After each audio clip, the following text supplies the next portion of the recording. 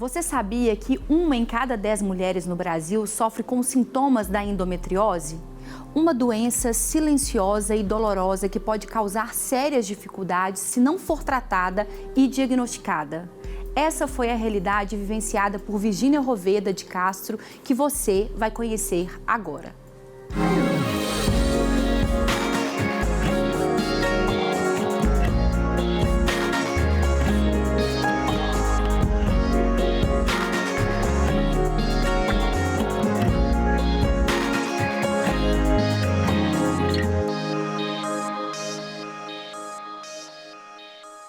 Seja bem-vindo, bem-vinda ao programa Você é um Bom Motivo para Viver. E como este programa tem como pilar cuidar do corpo, da alma e do espírito, hoje você vai ver os desdobramentos emocionais e inclusive espirituais que um diagnóstico de endometriose pode causar e gerar em uma mulher. Hoje eu já estou aqui com ele, Dr. Lucas Farnese, psiquiatra, amigo do nosso programa. Seja bem-vindo mais uma vez. Obrigado, Thalita. Obrigado por esse convite. E com ela, a psicóloga Keila. Seja bem-vinda. Uma honra te receber aqui de novo. Eu que agradeço. Vamos começar colocando a Virgínia na nossa conversa, convidando para que ela apresente um pouquinho da sua história e dessa realidade que ela vivenciou. Eu sempre tive o sonho de ser mãe. E quando eu completei 5 anos de casada, vieram as tentativas, né, para engravidar. E tentativas que foram frustradas.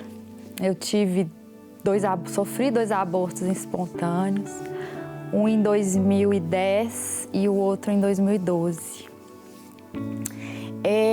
Em dezembro de 2011, no culto de virada de ano da minha igreja, né, que eu participo, eu orei e pedi para Deus que Ele não me permitisse sofrer mais uma vez esse segundo aborto, né? Que eu, como ser humano, eu não ia dar conta de seguir em frente. Mas em fevereiro de 2012 eu me deparei com mais essa perda. E assim, a minha fé se esfriou. Eu me distanciei um pouco de Deus e tinha a sensação que Ele não ouvia as minhas orações e que eu estava sozinha.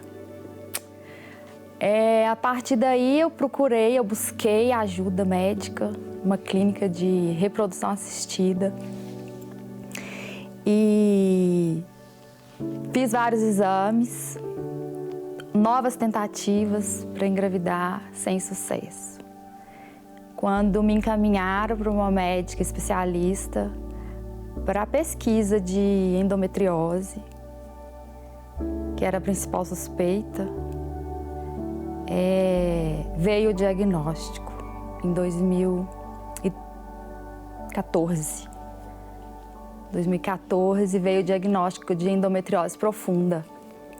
Sentia muitas dores cólicas, alterações intestinais, dias com diarreia, dias com prisão de ventre, dores mensais, diárias e que não há medicamento que tirasse essa dor por completo. Não bastasse a realidade, né, do diagnóstico em si, né, frustrando uma expectativa ali com relação à maternidade, também um processo de uma enfermidade com um grau de dor muito alto, né, disfunção ali, como ela falou, né, com as dores, com tudo que aquilo ali ocasionou. Como que é lidar com um diagnóstico como esse? Endometriose é um diagnóstico que às vezes é complicado, porque o tratamento ele é complexo, o diagnóstico às vezes ele é difícil, né? Ele se confunde com a dor da cólica menstrual, né? Então é um diagnóstico que às vezes ele é mais arrastado, né? E principalmente quando vem com essa tentativa de engravidar e quando a endometriose atrapalha, né? E muito frequentemente ela atrapalha, né? Ela é causa de infertilidade, muitas vezes tratável, né? Mas ela gera ali uma frustração, às vezes a pessoa tenta por muito tempo, né? E vai buscar o tratamento, já está frustrada, já está chateada, já está desesperançosa, cansada, né? Aquele processo todo moroso, né? Às vezes o casal ali já está em desequilíbrio por causa dessa questão. Então, as pessoas elas chegam muito desgastadas emocionalmente, né? E um dos fatores que facilita muito o tratamento é a pessoa estar bem, ela está bem emocionalmente, ela está com uma esperança e está ativa no tratamento. Antes da gente continuar a nossa conversa, vamos ver como que, a partir desse diagnóstico, foi a jornada da Virgínia.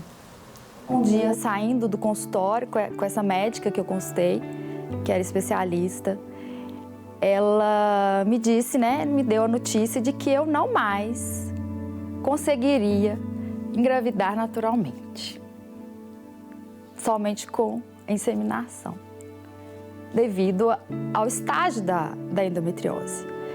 Que a endometriose profunda é caracterizada como a mais severa, que é a que te gera mais sintomas e que te dificulta mais ter filhos, né? Aí veio o meu desespero, porque era meu sonho.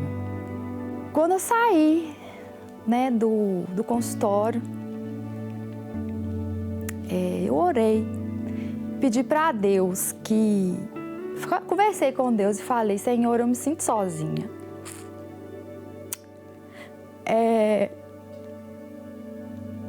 Eu te peço que me dê fé para que eu possa acreditar que existe um Deus que pode fazer milagres, que pode mudar o quadro clínico da minha vida, a minha história. Que me desse perseverança para que eu não desistisse frente aos obstáculos, frente à dificuldade. E que me desse esperança, da certeza que eu podia acreditar e confiar que existe um Pai Celestial que estava junto comigo e que lá na frente eu ia colher algo bom. Emocionalmente, Keila, como que a mulher fica em situações como essa ali, né? Você viu uma vulnerabilidade, uma fragilidade daquele momento, uma quebra de expectativa. E quando a gente idealiza a maternidade, não é assim que a gente pensa, né? Então, ela já tinha ali 5 anos no processo de tentativa. Como que a mulher fica nessa situação? Ela já vem, nessa história, né? Ela já vem vivenciando lutos. Luto dessa saúde, luto dessa ideia, né, de que para a mulher isso é muito simples. A gente acha que a gente decide engravidar, né, e vamos engravidar, mas não é assim. E às vezes essa ideia, né, essa idealização e a realidade que a gente não pode controlar produz o conflito mesmo. Então a gente percebe que ela vai vivendo ali lutos, né, pequenos lutos, até receber esse diagnóstico, né? Então, para a mulher é difícil, às vezes ela tem pensamentos, né, de isolamento, de fracasso, porque algo fugiu do controle dela. Então, ela está ali pensando, fracassei nessa tentativa de ser mãe, né? Então, não é um processo fácil, não. E uma coisa que é interessante, eu queria até falar com o Lucas, porque a gente já ouviu e viveu momentos, eu acho que mais, de preconceito ou tabus em relação, por exemplo, à TPM, que era uma frescura, que é isso, que é aquilo outro. Então, se até pouco tempo isso era um tabu, era um preconceito, era uma coisa, você imagina no caso da endometriose, que, como ela falou, uma endometriose severa, um quadro crônico com sintomas agravados ali.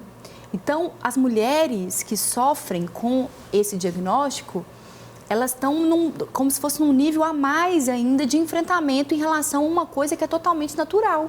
A mulher ter TPM, acontecer, infelizmente, um diagnóstico como esse. Então, como enfrentar isso e como a gente romper com essa barreira do preconceito, inclusive entre os casais, né? O marido ser mais empático em relação às dores que a mulher sofre, a TPM, que é um processo natural, orgânico da pessoa. Sim, a TPM tanto caiu que ela já tem até um diagnóstico psiquiátrico para os casos muito tensos, né? O transtorno disfórico pré-menstrual, né? Que são quadros gravíssimos de TPM, né? Por alteração hormonal, né? E muda o funcionamento emocional ali. É um aumento aumento da intensidade dos sintomas da TPM? Sim, é uma TPM num nível que prejudica a funcionalidade, traz um sofrimento intenso, prejudica relacionamentos, né? Então, é um quadro mais intenso ali da TPM da mulher.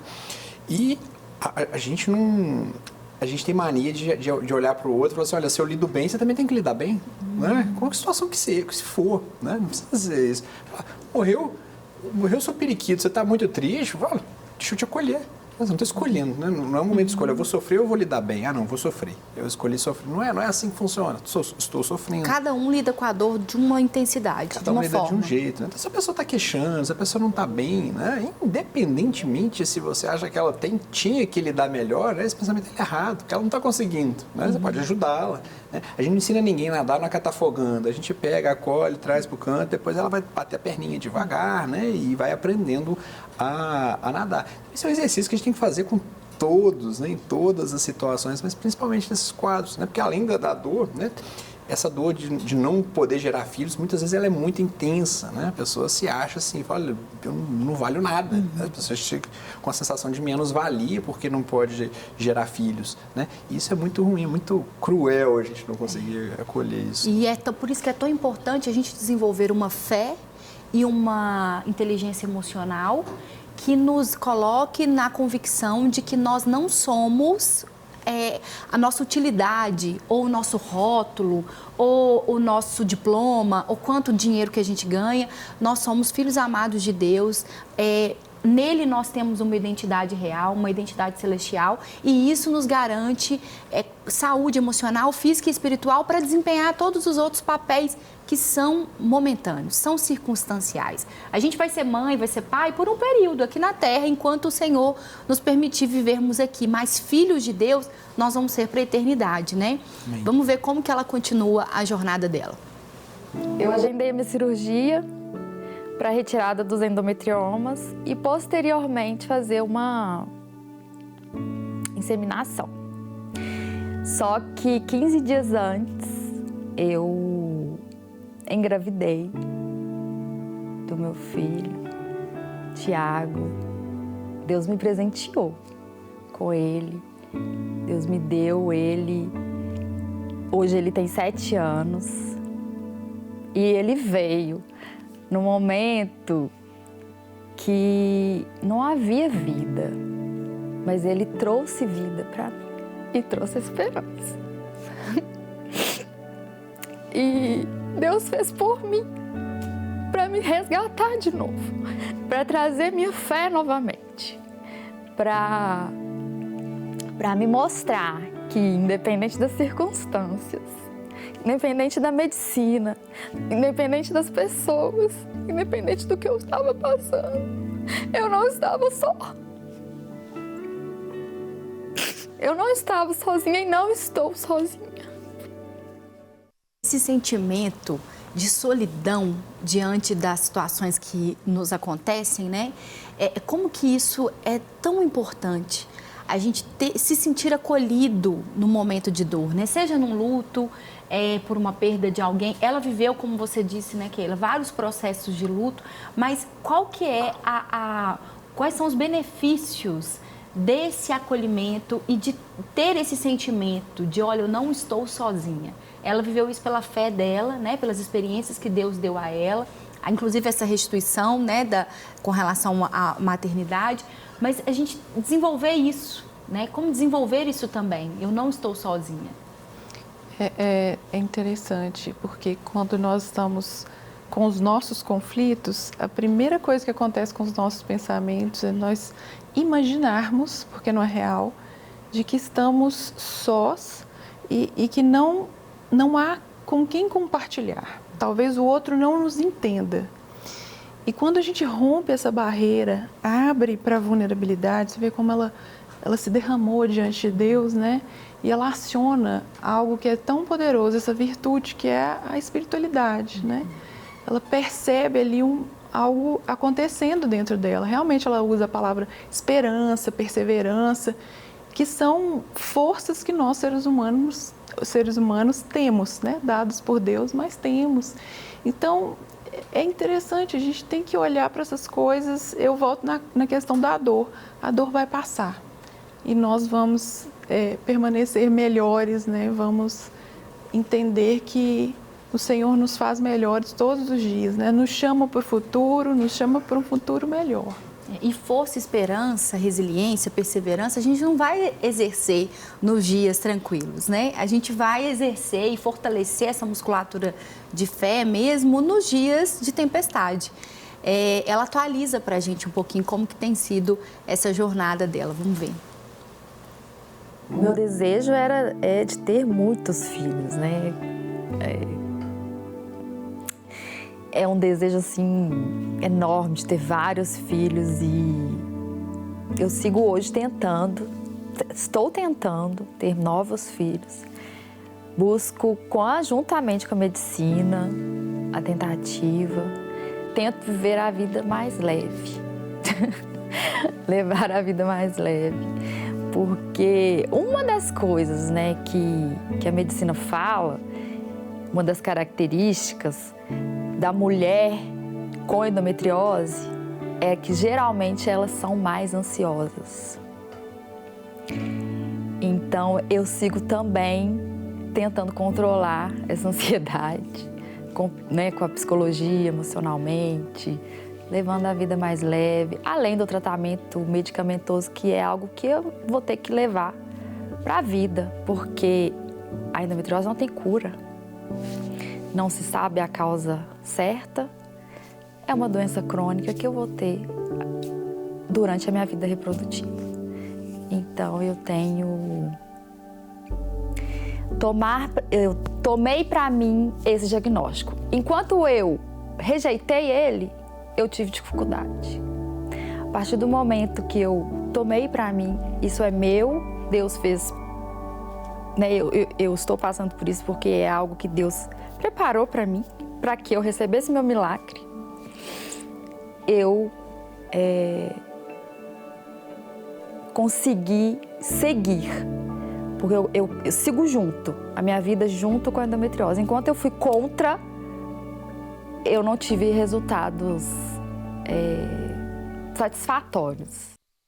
Eu acredito que a própria situação da mulher que está ali naquela ansiedade de esperar um bebê, eu quero engravidar, eu tenho esse sonho, isso já gera um loop eterno de ansiedade, né? Porque eu acho que uma coisa vai chamando a outra e você se frustra e fica mais ansiosa e assim vai. Mas uma coisa que eu achei interessante é que ela continua sonhando. Aí você podia falar assim, nossa, mas ela já tem um filho, ela continua sonhando. Porque ela continua se tratando, ela continua se cuidando e ela continua sonhando com mais filhos. Ela, inclusive, ela serve lá na igreja, na Mini Power, que é a nossa rede de crianças, né? O nosso departamento de crianças. Por quê? Porque a gente entende que o que ela mais anseia também pode ser uma forma dela servir. Também pode ser uma forma dela cuidar de outras pessoas. E vai muito na contramão desse tempo de hoje, que fala assim, o mundo está muito difícil, é muito problema, é muito dinheiro que um filho gasta, já tem não sei quantas contas, você entra na internet, quanto que custa um filho até tantos anos, sendo que o reino de Deus, ele fala pra gente, olhar primeiro para as coisas do alto. Então, se Deus colocou no coração dela, ela está sendo fiel a olhar o sonho que ela tem. Então, sonhar de novo depois da dor é muito importante, né, Lucas? Sim, isso aí que você falou de olhar primeiro para coisas do lado, né? Do alto, né? Acho que uma estratégia muito do maligno é fazer a gente olhar muito para as coisas aqui de baixo, né? Então, ela não tenha filhos porque é X de fralda, tem o cálculo mesmo, né? Quantas fraldas você caça até... Faz parte do pacote, né? Faz parte, né? Eu tive filho recentemente, assim, é um negócio que não dói, né? A gente não se incomoda, né? A gente vai e aumenta o gasto, mas é com alegria, é com satisfação. Se a gente tem que deixar de viajar, a gente deixa de viajar por ele, com uma alegria que a gente não tivesse que deixar de viajar num feriado 2 anos atrás, a gente talvez ficaria emburrado em casa, né? Ficaria, não emburrado, mas ficaria meio, nossa, podia estar viajando, podia estar fazendo alguma coisa, né? A gente ficaria com aquela sensação de podia estar fazendo alguma coisa diferente. Mas eu acho que tem a ver com o que você já até falou em outros programas sobre o senso de propósito. Por que eu tenho um filho? Eu acho que muitas das nossas frustrações estão atreladas à motivação. Então, se eu tenho um filho para ser um bibelô meu, para poder me realizar, para poder dizer que eu sou capaz de ter filho, ou isso, aquilo, aquilo outro, realmente vai vir uma frustração, porque filho é fralda suja, é dor de cabeça, é dinheiro que você vai ter que... Mas se eu tenho um filho, para eu deixar um legado para gerações, para eu cumprir uma ordenança de Deus, né, de multiplicar sobre a terra, não só discipulando, mas discipulando a minha casa, discipulando a minha família, discipulando meus filhos, aí as coisas mudam, né, realmente de perspectiva. Sim. Ela deixa pra gente uma palavra de esperança, a gente ama essa parte, Keila. Keila tá ainda novata aqui no programa, mas ama também, se emociona, sim, né, Keila, muito, com as histórias, me falou, tá, então chora. Então fica tranquilo que a gente chora junto aqui. Que bom. Porque essa parte é muito especial, que é ouvir uma palavra de esperança por quem atravessou um caminho de dor e do outro lado encontrou uma virtude. A palavra de esperança que existe um Deus que morreu por você. E esse Deus é o meu Pai, é o seu Pai. E você é filha amada de Deus. Creia, não se sinta sozinha. Busque ajuda, tanto da medicina quanto espiritual também. Deus fez por mim algo inimaginável, algo que a medicina tirou a minha esperança, vamos dizer assim. A medicina tinha tirado a minha esperança, que eu não poderia ter filhos naturalmente. E Deus fez por mim. Então eu me reconheço um bom motivo para viver. Porque Deus não desistiu de mim. Ele não desistiu.